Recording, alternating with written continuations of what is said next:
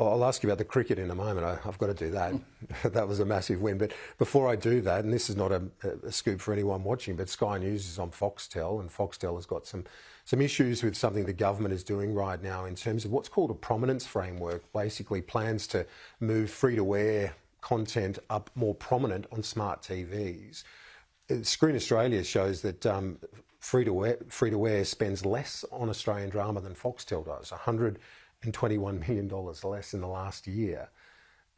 Is the government going to consider that? Why would our content providers be treated any differently, say, to the free-to-air content providers? Well, we welcome every dollar that is spent on Australian drama and Australian content, and Foxtel plays an important role. There's been some terrific shows, I've got to say, over the years, and some really good ones at the moment.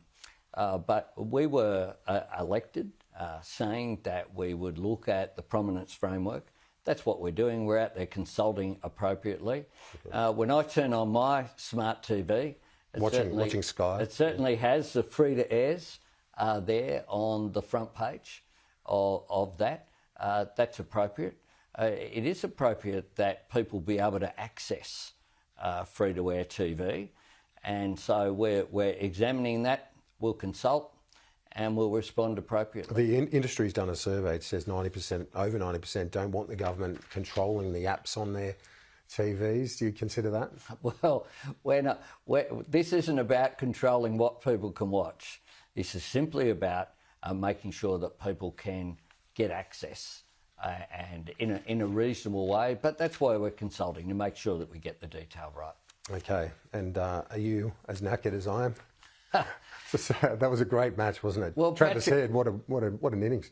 Patrick Cummins too. Oh, I mean, what a leader. Someone who was criticised for being woke, and there were articles in various publications calling upon him to be cast aside. You couldn't be a bowler and captain the side. He is a champion. His leadership was extraordinary. A gutsy decision to make the call to bowl first to India at home. So the crowd were extraordinary. The Travis Head catch, incredible, would have been enough. But then, of course, he had to hit a magnificent ton.